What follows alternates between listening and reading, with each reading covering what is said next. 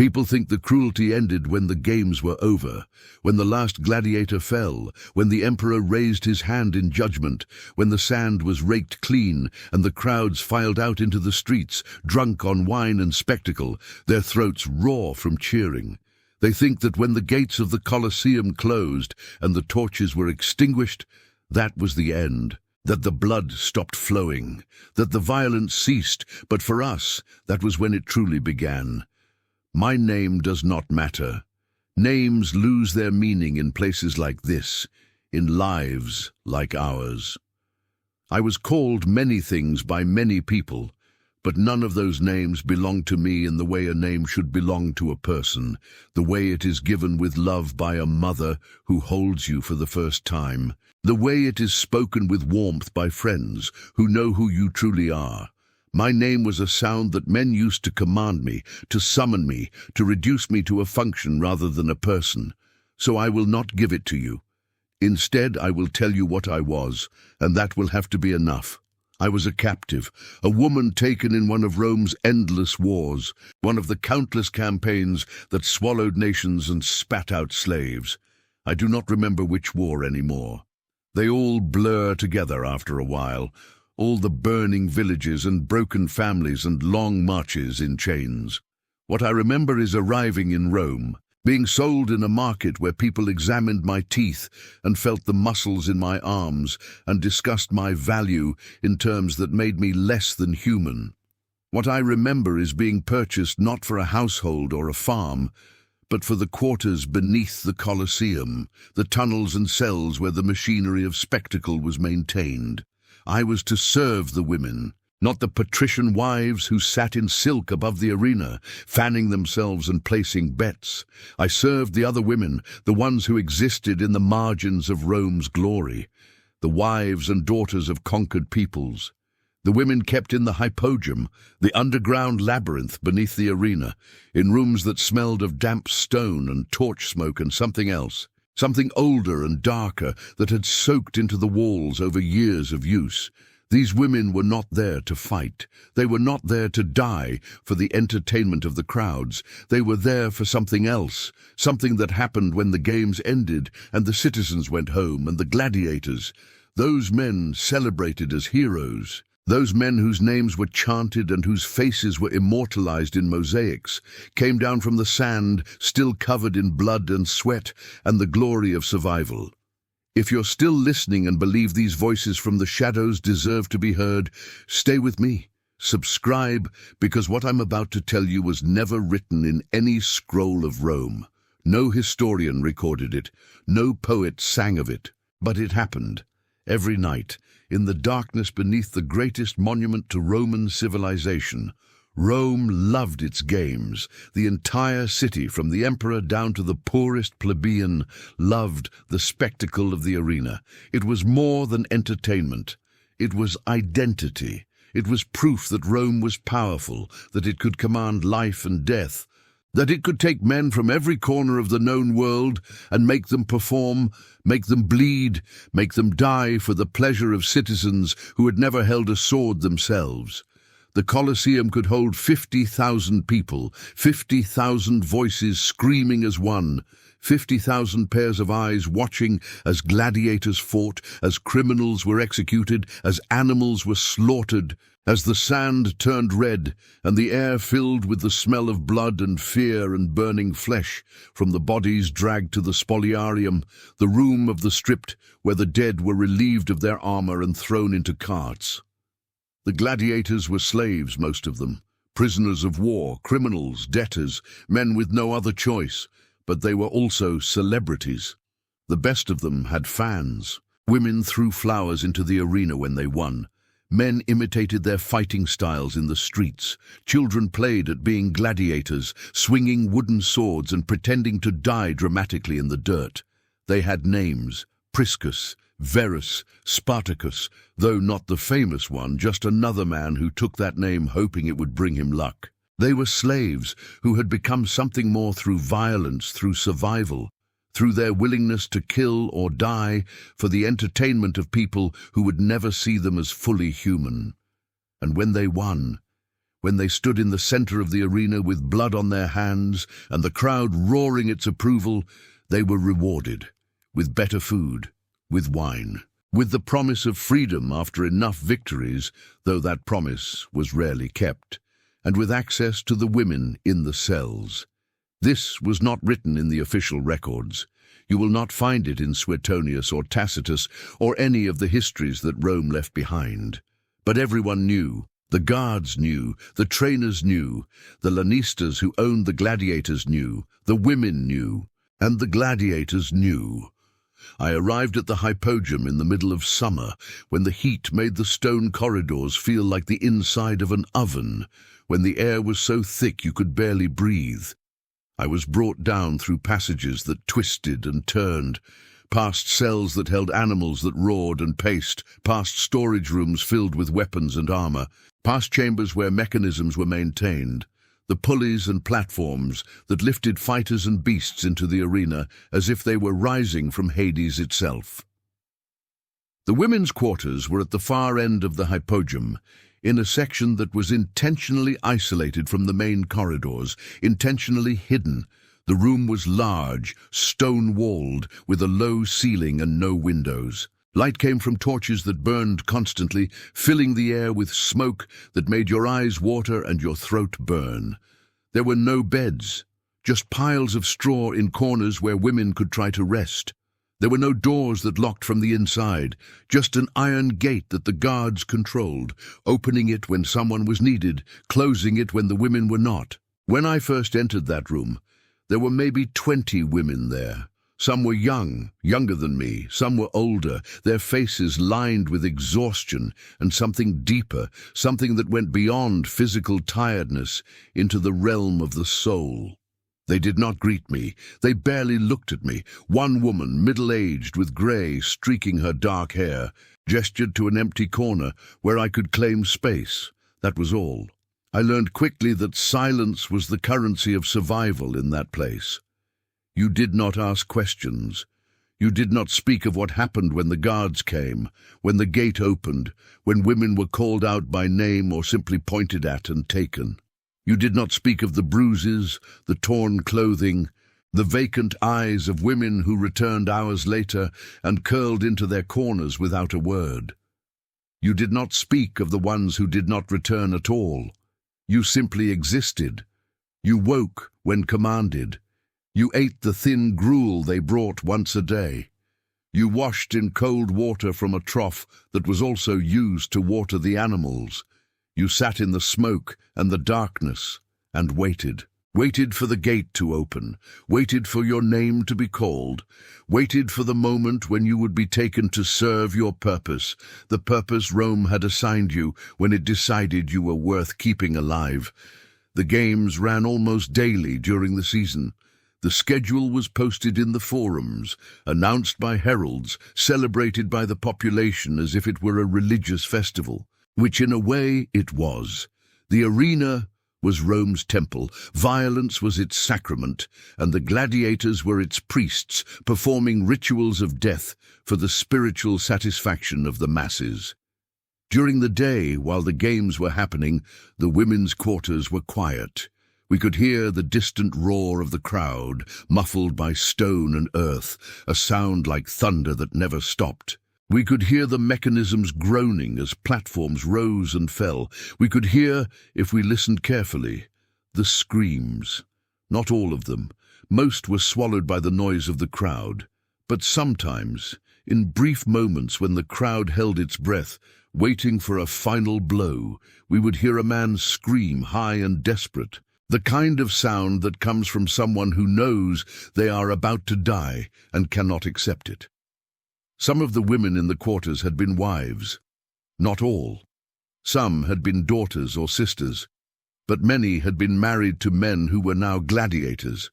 Men who had been captured in the same wars, sold to the same city, separated at the same markets. They knew their husbands were up there, fighting, bleeding, maybe dying. They listened to the roar of the crowd and tried to decipher meaning from it, tried to hear in the volume and rhythm whether their husband had won or lost, lived or died. When the games ended each day, There was a period of quiet. The crowd dispersed, the arena was cleared, the bodies were removed, the sand was raked, and then, as twilight fell and the torches were lit in the tunnels, the gladiators who had survived came down. They did not come immediately. First, they were taken to the baths, where they washed the blood and sand from their bodies. They were examined by physicians, their wounds cleaned and bandaged, their value as investments carefully maintained. They were given food and wine, more than the daily ration, a reward for surviving, for entertaining, for winning. And then, after they had been fed and washed and praised by their trainers, they were given the other reward.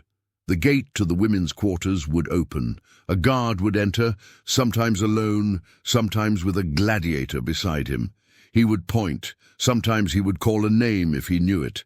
Sometimes he would just gesture at a woman, and she would stand, because refusing was not an option, and she would be led out. I was called for the first time 3 days after I arrived. I did not know the gladiator's name. He was not famous. He was not one of the ones whose face appeared on pottery, or whose victories were chronicled. He was just a man, tall and scarred, with the hard body of someone who had spent years training to kill. He smelled of olive oil and wine, and underneath that, the lingering smell of blood that never fully washed away. He did not speak to me. I was taken to a small room, little more than a cell, with a single torch and a pile of cloth in the corner that might have once been a bed. The guard closed the door and left, and I understood, in that moment, what my purpose was, what all of our purposes were. I will not describe what happened in that room, not because I am protecting anyone, not because I believe it should remain secret, but because there are no words that can capture the totality of what it means to have your body used as a reward, to be reduced to an object given to men as payment for violence. Words fail. Language, which should be a tool for truth, becomes inadequate in the face of certain experiences. What I will tell you is that when it was over, I was returned to the women's quarters. I was given a cloth to clean myself. I was given water, and I was expected to resume my place in the corner, to sleep, to wake the next day, and to be ready to serve again when called. That was the routine. That was the life. Some of the women broke, not physically, though that happened too, but mentally. They stopped speaking entirely. They stopped eating unless forced. They stared at walls with empty eyes, seeing nothing, responding to nothing. The guards sometimes took those women away. We never saw them again. We assumed they were killed or sold elsewhere, somewhere even worse, though it was hard to imagine worse. Other women adapted. They learned to smile when called. They learned to make themselves appealing, to be chosen by gladiators who were rumored to be less violent, less cruel. They learned to survive by becoming something other than what they had been, by burying whoever they once were so deep that even they could not find her anymore. I was somewhere in between. I did not break entirely, but I also did not adapt. I simply endured. Day after day, night after night, the gate opening, my name called, the walk through the corridors, the rooms, the torchlight, the hands, the return to the quarters, the silence. There was one woman who had been there longer than anyone else. Her name was Vara. She had been in the hypergym for 6 years, which was an eternity in a place like that. Most women did not last that long. They died of disease or despair, or they were moved elsewhere, or they simply vanished. But Vara remained. She was maybe 30, though she looked older. Her hair had gone completely grey.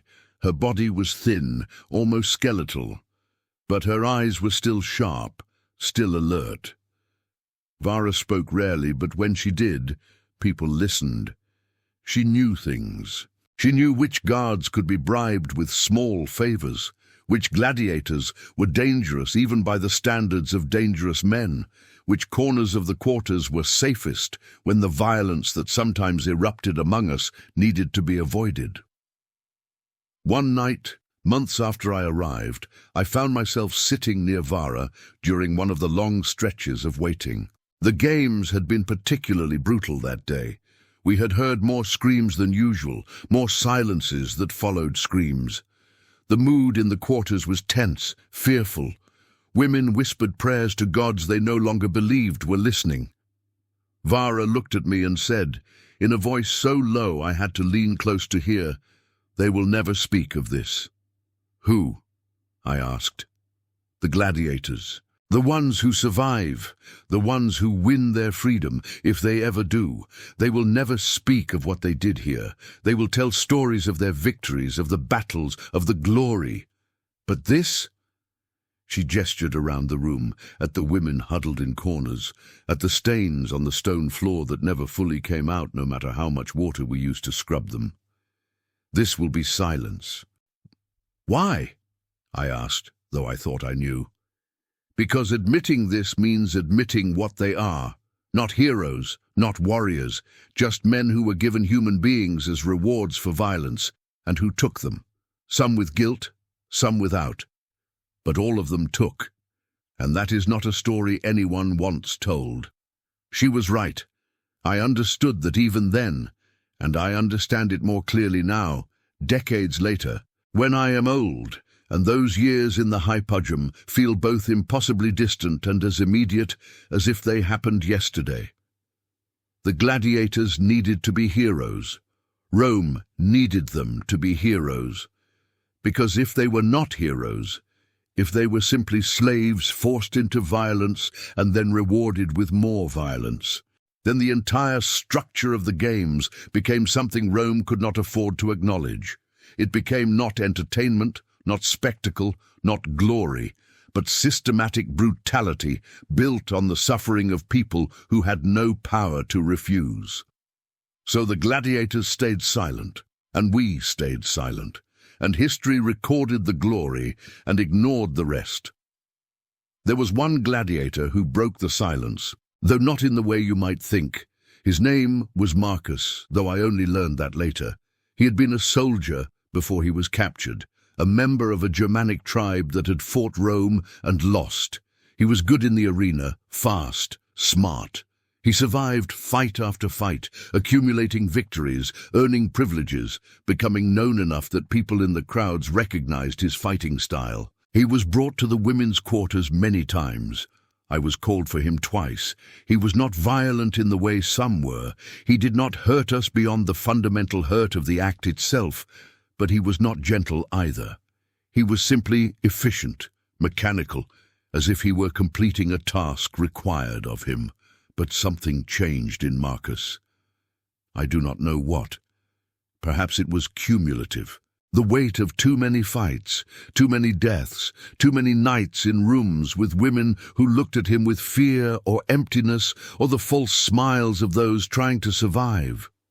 Perhaps it was a specific moment, a specific woman, a specific night when he saw himself clearly and could not reconcile what he saw with who he wanted to believe he was. He stopped coming to the quarters. At first, we thought he had simply been killed in the arena, which happened often enough, but rumors filtered down through the guards, through the slaves who moved between different parts of the hippodrome. Marcus was alive. He was still fighting. But he had refused his reward. When offered access to the women, he had said no. This created a problem. Refusal was not part of the system. The rewards were meant to maintain control, to keep the gladiators motivated, to give them something to fight for beyond simple survival. When Marcus refused, it suggested that the reward was not universally desired, that the system had cracks, that some men could look at what was offered and feel not gratitude, but revulsion. The trainers tried to persuade him, then they tried to punish him, withholding food, increasing his training hours, pairing him against more dangerous opponents. Marcus endured. He kept fighting, he kept winning, and he kept refusing. One night, he was brought to the quarters anyway, not by choice. The guards dragged him, still bloody from a fight earlier that day, his face bruised, his hands bound. They threw him into one of the rooms with a woman I knew, a young girl from Gaul, who had been there only a few weeks. They locked the door. We waited in the main quarters, listening, expecting screams or silence, or the sounds that usually came from those rooms. But instead, we heard voices, talking. Marcus was talking to her. We could not make out the words, but the tone was clear. He was not doing what he had been brought to do. He was speaking to her as if she were a person. The guards returned after an hour. They opened the door. Marcus emerged, his hands still bound, his face set in an expression of grim defiance. The girl emerged after him, confused, unharmed. The guards looked at each other, uncertain how to proceed. This was not supposed to happen. The system did not account for gladiators who refused to participate in their own rewards. Marcus was taken away. We heard later that he had been executed, not in the arena where his death might have been seen by the crowds, but quietly, in the cells, a sword through the chest, his body disposed of without ceremony. The official story was that he had tried to escape, but everyone in the Hypogeum knew the truth. He had been killed because he had refused, because he had looked at the system and said no. And that could not be tolerated. The girl from Gaul, the one Marcus had refused to touch, changed after that night. She was not broken in the way she would have been otherwise, but she was not whole either. She carried Marcus's refusal like a weight, like a question she could not answer. Why had he spared her when so many others had not? What did that mean about the ones who had not spared her? What did it mean about the system that killed the one man who had shown her mercy? She tried to escape 2 weeks later. She waited until the guards were distracted, slipped through a door that had been left briefly unattended, and ran into the tunnels. She made it farther than most.